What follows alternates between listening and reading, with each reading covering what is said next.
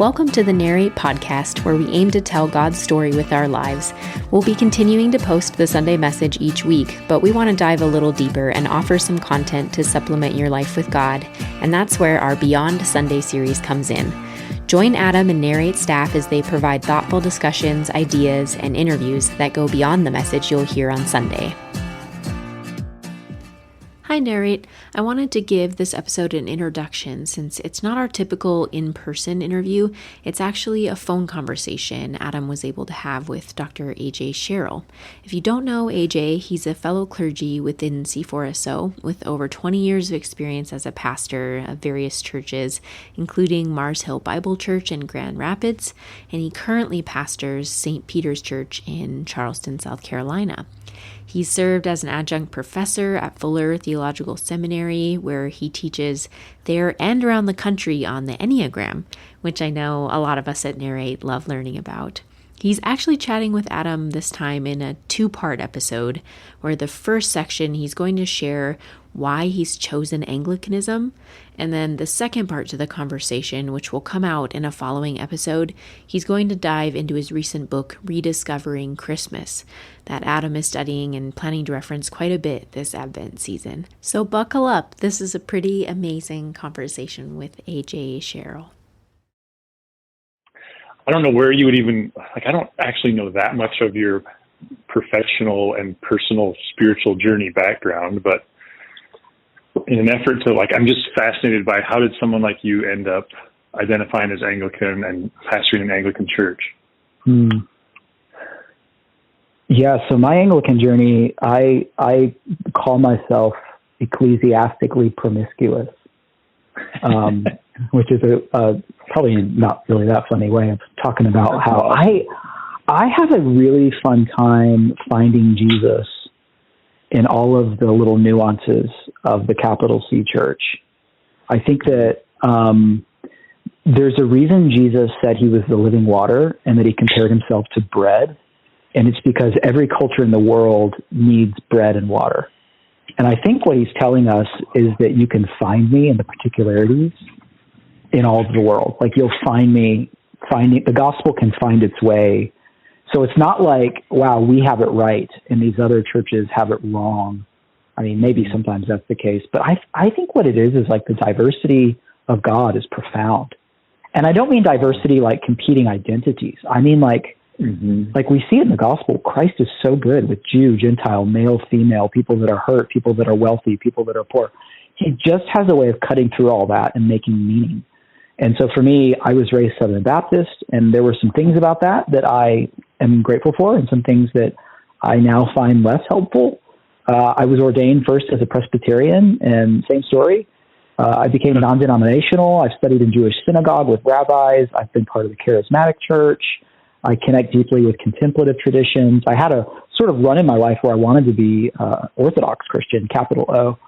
And I read mostly Catholic people now, but I identify deeply as Anglican. And even within that, there is a stream of Anglicanism that I identify more with than the other streams of Anglicanism, particularly our sort of egalitarian, charismatic, and liturgical form of Anglicanism. I'm a low church guy, meaning we don't have a lot of smells and bells and stand up, sit down. We're really accessible and easy to sort of process and figure out what's going on. But, there are three things that were important to me when I started to discern my path to become what I hope is a lifelong Anglican priest. The first is creative tension. And that phrase, I think, was the biggest thing where I wanted to find a place where I could be both spirit-led, so free, spontaneous, spiritual gifts, all that stuff, believing in the hyper-relationality of the presence of God. So creative tension of the Spirit meets the Scripture, so grounded in the story of God, meets the sacrament, so the ways in which we do some of the rituals that Jesus gave us that remind us we're part of something greater. So that's what's called three streams that a lot of people know about. I'm sure even in your community, people know about those streams. I found that to be a really helpful kind of for sure. So the creative tension of that is helpful. And most traditions, you have to choose one or two of those and kind of omit the third. And I wanted a sort of stream where I could do all three of those.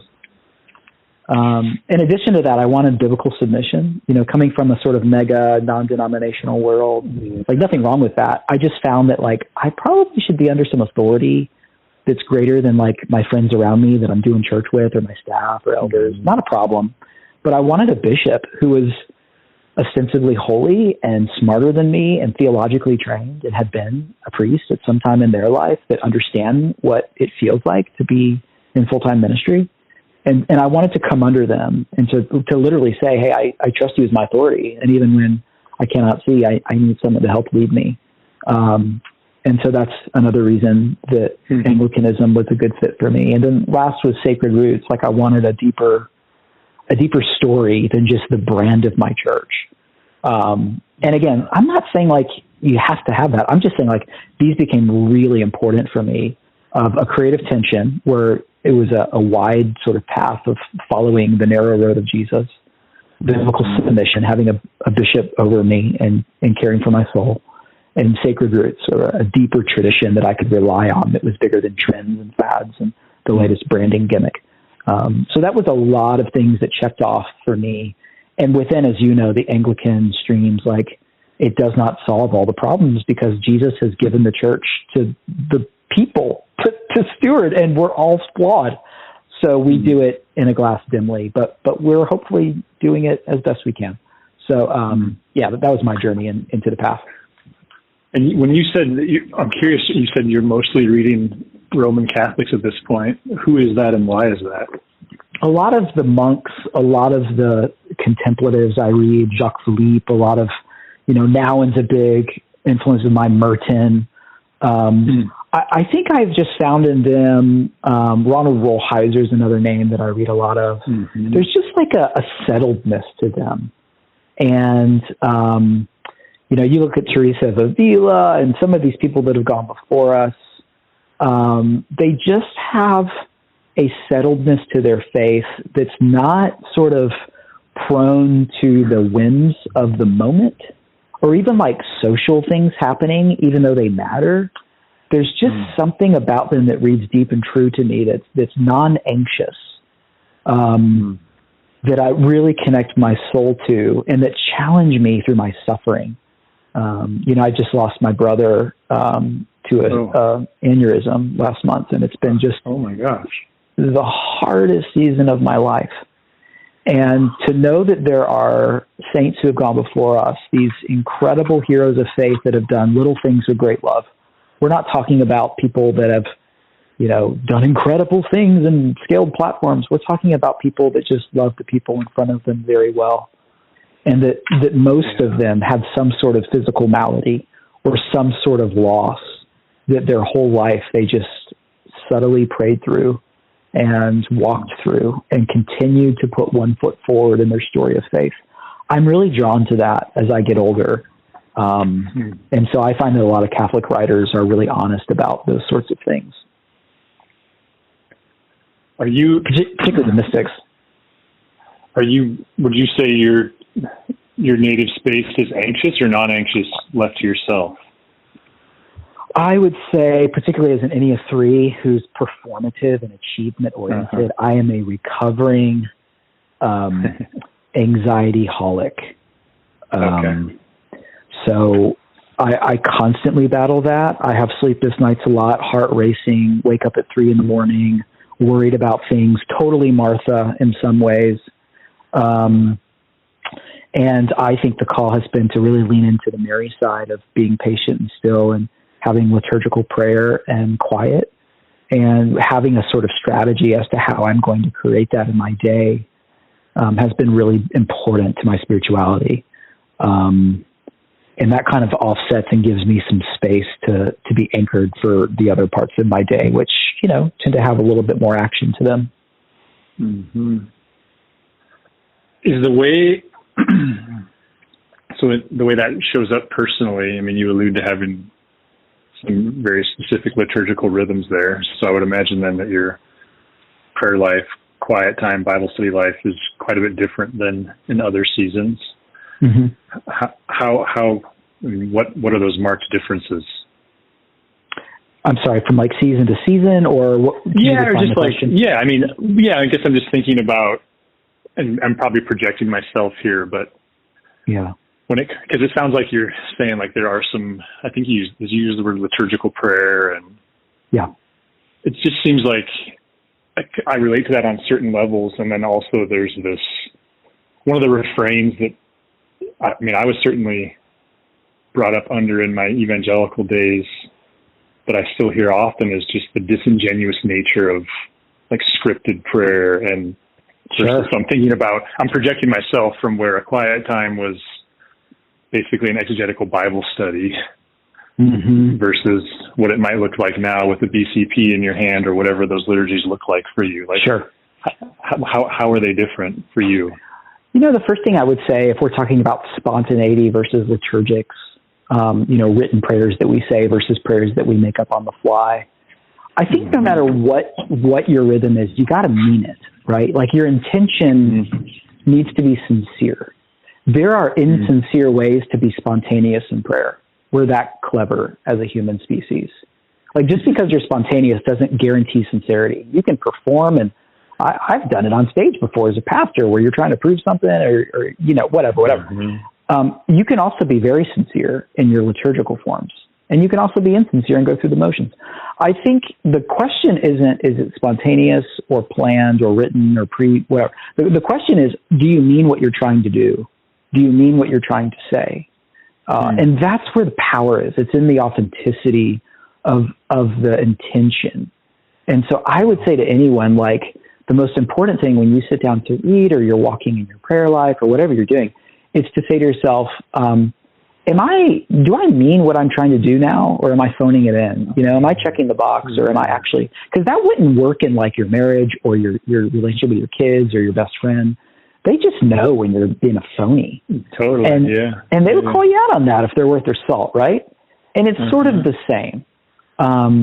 Here's how I start my day. I want to hear about your journey too, if you'd like to share with me what your rhythms are like. I have to walk the dog. We have a little Yorkie who's like 4 pounds on a good day. And her bladder is like the size of probably like a pea. So the first thing I do, I'm the first one up in the morning, and I immediately take her out because I know she's got to go. And while I take her out, I say the Apostles' Creed. And it's just like this simple creed of 18 lines that help me to reframe my story. That it's like, Lord, no matter what happens in my day, this is what's most true about the world, that I believe in God the Father. Right? No matter what happens in the news lines, this is what's most true about the world. And that's just how I begin to kind of break through the ice of getting up in the morning and the sleep that I feel. And then I'll make my pour over, and I'll begin, I do gospel meditation readings. That's a really fancy word for, I try to imagine myself in the narratives of the gospel. So there'll be other readings I might do in the morning, but every morning I am obsessed with Jesus.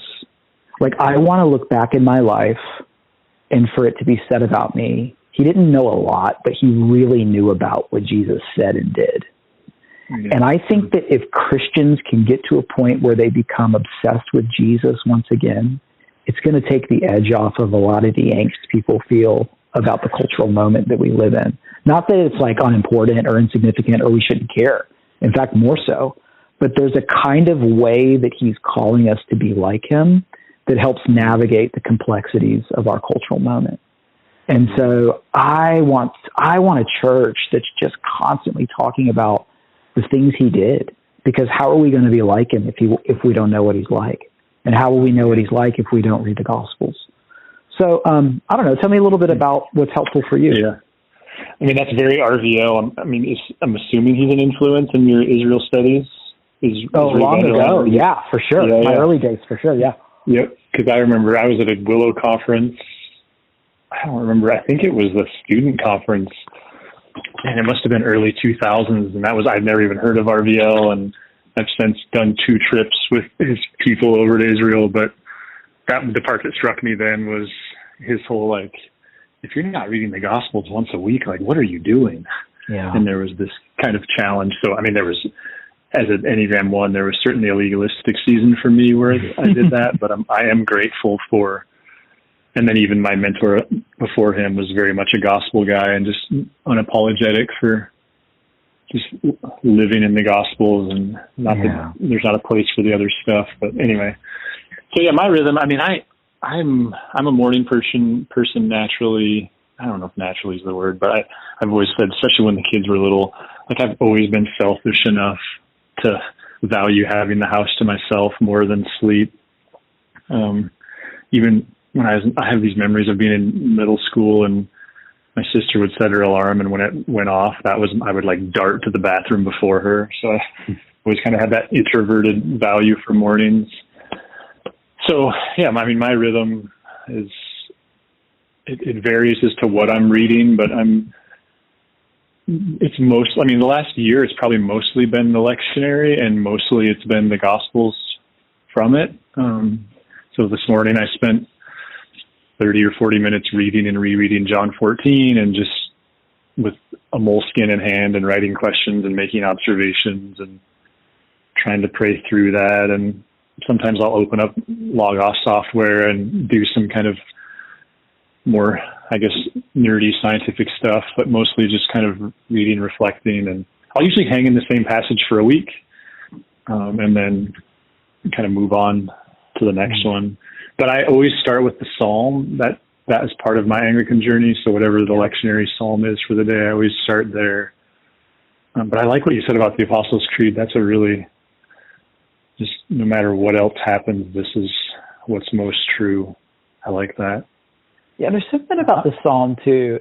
And the Psalter it's a great place to start in your reading, because it kind of cracks through the iciness of the soul when you first get up, right? You're sleepy, we don't usually get up like rearing and firing on all cylinders like in the first 10 minutes. It usually takes about 25. And it's like the Psalm just has a way of almost like melting some of the ice, so that by the time you get to the Gospel, like more falls into the cracks, right? It's like the seed. And I find Psalm does that for me, the disruptor. Mm-hmm.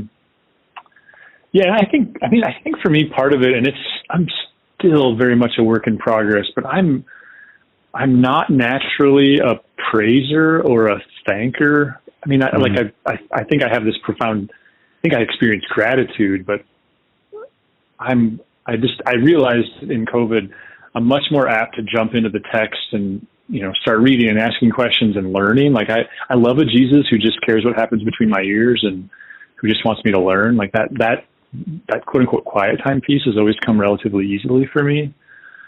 And so part of the Psalm, it's more discipline for me than it is love, of just trying to slowly build a value for praise and worship and a more specific kind of gratitude. It's definitely more discipline. And on my best days, I say it out loud because I have found that does make actually a great difference. But even then, I don't always do that. Oh man, yeah, you said something else back there that I wanted to grab hold of, but I lost it. But that's okay. So, are you teaching lectionary? We've talked a little bit about this, I guess. So you kind of bounce around. I do. On a Sunday. We use the seasonality of the church calendar, and right. like ordinary time, which we're in right now, because you and I are talking right now in the month of September, and Advent's still a couple months away. And so we often do like a vision series in the fall that is largely thematic, and then we'll jump into some sort of New Testament sort of book, or at least one chapter, and crawl through it for 10 weeks until we get to Advent. And then we allow those themes to kind of Epiphany and Lent and Eastertide to kind of mark the sort of themes that we lift off. And sometimes we'll do those themes as a filter for teaching a book of the Bible. Other times we'll teach, values and themes that we really want to instill into our community in particular seasons. So it's one of the things I love about C4SO, the diocese you and I are in, is there's just like a lot of flexibility to be creative without, like there's structure to it. It's trellis and vine, right? It's having that trellis there, that sort of infrastructure of wood, but the point is to grow life on it. The point isn't the wood, right? The point isn't the trellis, it's the vine. But you need a trellis to give the vine shape and direction. So that sort of, again, creative tension of playing off of how does the calendar help us be human? And then when is that be an end rather than a means? So, I've been in communities where I feel like the point is the calendar rather than the calendar pointing to the point, which is the person and work of Jesus. So that's really important to me for our church to understand the difference of that and the spirit of that. So, we try not to take ourselves too seriously. I think that's kind of what I want more than anything is how do we seriously not take ourselves too seriously? That might be a really great way for us to move forward. So, we hold things loosely. Your use of the word intention earlier is, I'd never thought of it in those terms, but as far as prayer, extemporaneous or whatnot, it's interesting. So I had this conversation with Jonathan Warren-Pregon a few weeks ago because I was really wrestling with the epiclesis prayer versus the words of institution and like what is properly required for consecration, and I mean, I know you know this, but Jonathan, I think you could argue is the highest up the candle person in all of C4SO, or he's certainly in the conversation, right, in this scholar and academic. And he said almost the same thing you said about prayer. He said, oh, Adam, after getting this in nuance, he said, if you're talking about consecration and what makes it real, it's intention. Like that's the bottom line. And that you say the same thing about prayer. Like to me, that is it's such a high compliment to C4SO and Anglicanism in general, where there's this like the vine and trellis analogy you're using. I love that. There's a grace, but there is a format and a function to it as well, and the moving between those two things. So how does then? Sorry, I think I just wanted to hear myself talk there. I don't know why I was saying that, other than just a compliment, like your use of the word intention. Good, man. I like to listen to you talk, so teach away. Well, I'm curious, and you said you had this desire for a bishop. How is that played out for you? Like, how's that proof of concept come forward for you in ways that you didn't have when you were in New York or at Mars Hill or whatever? Well, number one, I don't get to do what I want. And thankfully we're in a diocese where there's a lot of permission given. So I think that's a two-lane road where they give a lot of permission, but I also don't exploit it to my own advantage. So at the end of the day, our highest thing we do on a Sunday is the table. And so I don't get to say what I want there, because it's about what the church has decided matters most, which is the words of institution when we pray. And so I like that. I like that accountability, because I've sensed that there are a lot of churches that it's easy to sort of get caught up in the latest fad, and you kind of miss the point. And the problem is you don't know you're missing the point. You think you're right on target. And I'm just aware that that's alive in me. And I want to in every way sort of protect myself from delusion. So having a bishop, I think, is helpful there. I think also churches find themselves, without trying, in states of disunity. I mean, when you look at most New Testament letters Paul is writing, these churches are a mess. Like, we idolize the churches of the first century. They were a mess. I mean, just a total crap show. And Paul is trying to rein them in and get them to love one another. And some, they're convincing, a son-in-law not to sleep with his dad's wife. What? And it's crazy. Like, the stuff you're talking about is not like, so-and-so said something and that was mean. There's massive dysfunction here.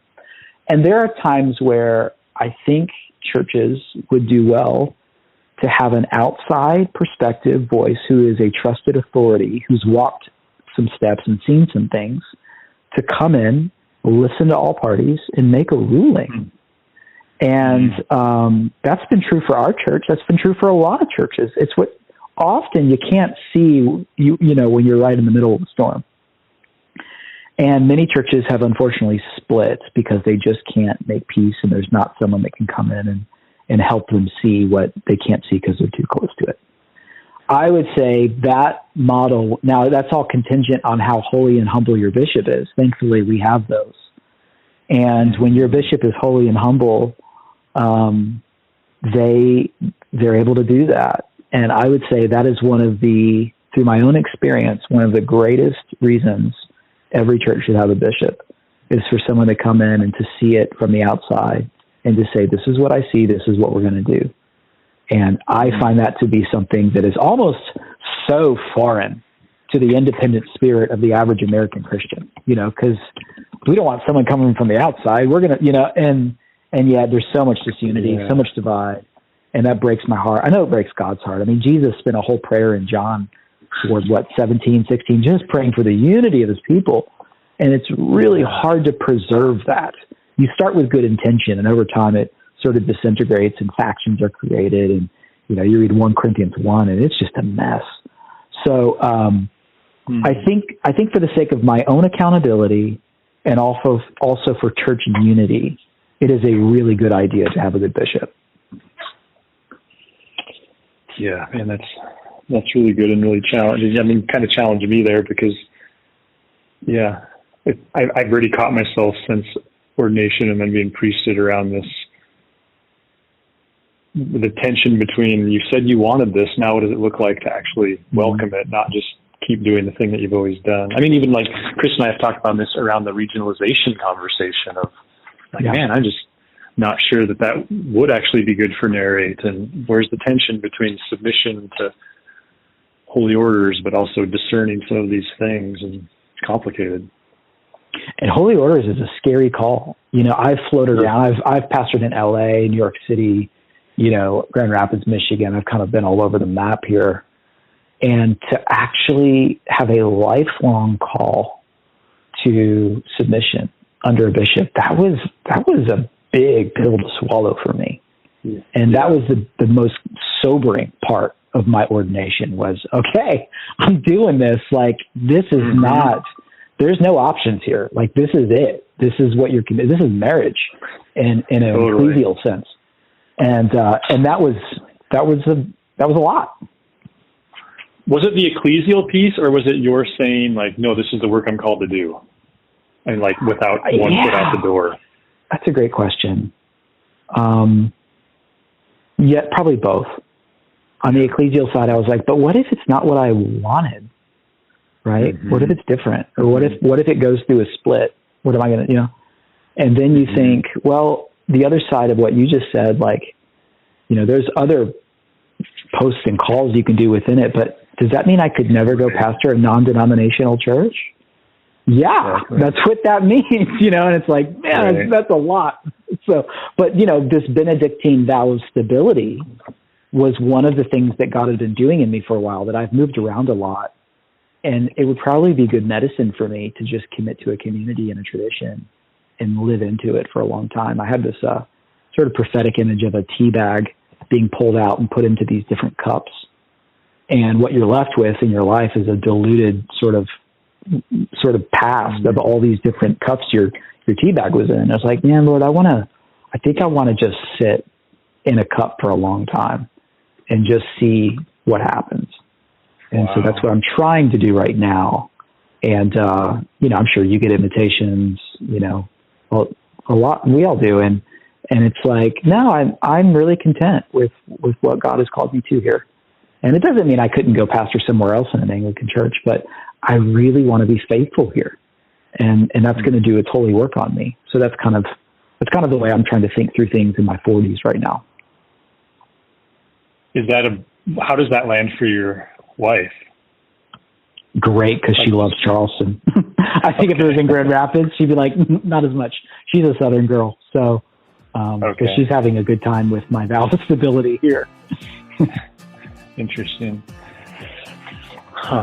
Man, it's so good. Look forward to hanging out and talking about more of that stuff. Thank you for sharing all that. If you'd like to learn more about Narrate Church, find us online at narratechurch.org. You can also look us up on Facebook or Instagram. Thanks for listening.